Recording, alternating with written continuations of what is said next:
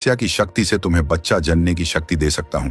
तुम्हारा बाहरी शरीर तो मर्द के शरीर जैसा ही रहेगा, लेकिन तुम्हारे शरीर के अंदर बदलाव होने शुरू होंगे और तुम्हारे अंदर बच्चे को जन्म देने की क्षमता विकसित हो जाएगी।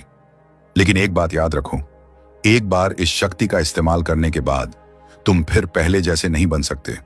इसलिए पूरा सोच विचार करने के बाद ही इस बात को करने की बात कहो। अजीत ने तपस्वी की बात को ध्यान से सुना और कहा, मैं अपनी पत्नी के लिए कुछ भी कर सकता हूं। मैं पहला ऐसा पति बनूंगा जो अपनी पत्नी के लिए एक बच्चे को जन्म देगा।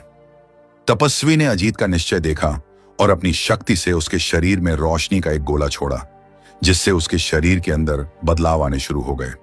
अजीत अपने घर आ गया। उसे देखकर अस्मिता को बहुत खुशी हुई। माधुरी ने भी खुश होकर उसे गले से लगाया। अब अजीत और अस्मिता खुशी खुशी रहने लगे। कुछ दिनों के बाद अजीत के शरीर में कुछ अजीब सी हलचल होने लगी। अजीत समझ गया कि क्या हुआ होगा। उसने ये बात अस्मिता को बताई, तब उसे तो विश्वास ही नहीं हो रहा था कि ऐसा भी कुछ कभी हो सकता है। अजीत ने तपस्वी के वरदान वाली बात अस्मिता को बताई। धीरे धीरे अजीत का पेट फूलने लगा। तब अस्मिता को उसकी बच्चा जनने की बात पर विश्वास करना ही पड़ा। माधुरी को चिंता हो रही थी कि अजीत को ऐसी क्या बीमारी हुई होगी जिससे उसका पेट फूलता ही जा रहा है। लेकिन अजीत और अस्मिता दोनों अपने आने वाले बच्चे की खुशी में खो गए थे। एक दिन माधुरी ने उन दोनों को बच्चे के बारे में बात करते हुए सुन लिया। तब उसे पता चला कि अजीत के पेट में बच्चा है। माधुरी ने तमाशा कर दिया और अस्मिता को मारने चली आई। उसे लग रहा था कि उसकी वजह से ही ये सब कुछ हो रहा है। उसी ने कोई जादू टोना किया होगा।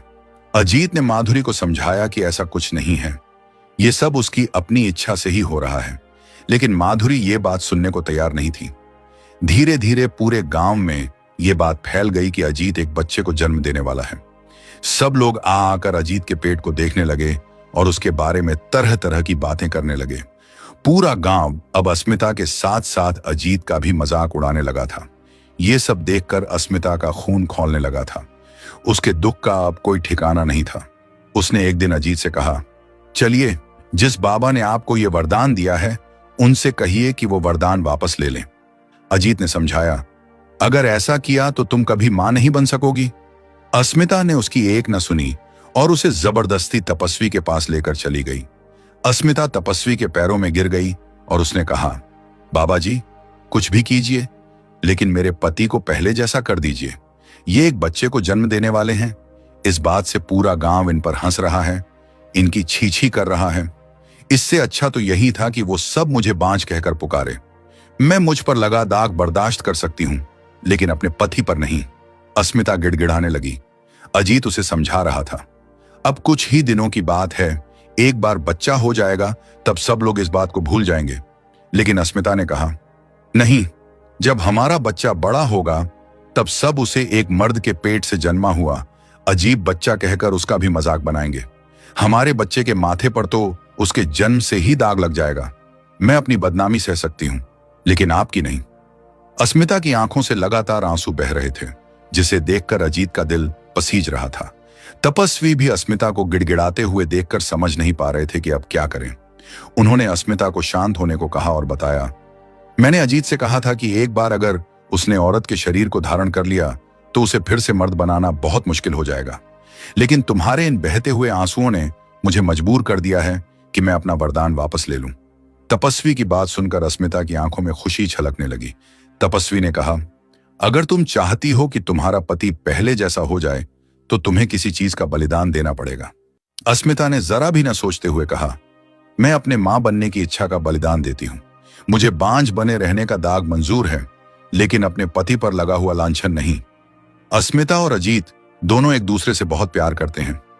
यह देखकर तपस्वी ने अपना वरदान वापस ले लिया। जैसे ही उन्होंने ऐसा किया, अजीत का शरीर फिर से पहले जैसा हो गया। उसका फूला हुआ पेट गायब हो गया। यह देखकर अस्मिता खुशी से रोने लगी। अजीत ने अस्मिता से कहा, यह तुमने क्या किया अस्मिता? अब हम कभी संतान का सुख नहीं पा सकेंगे।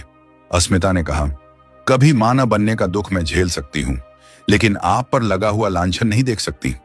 उन दोनों को भावुक होते देख तपस्वी ने कहा, तुम बच्चे को जन्म नहीं दे सकती, लेकिन मां बन सकती हो। दोनों ने पूछा, कैसे? तपस्वी ने कहा, तुम किसी अनाथ बच्चे को गोद ले लो, तुम्हें बच्चे का प्यार मिल जाएगा और उस बच्चे को परिवार। तपस्वी की ये बात दोनों के मन को छू गई। दोनों घर वापस जाने लगे। तभी उन्हें पता चला कि पास ही एक औरत बच्चे को जन्म देकर मर गई है और उसका शराबी पति कहीं गायब हो गया है। अजीत और अस्मिता ने उस बच्चे को अपना लिया और अपना बच्चा बनाकर घर ले गए।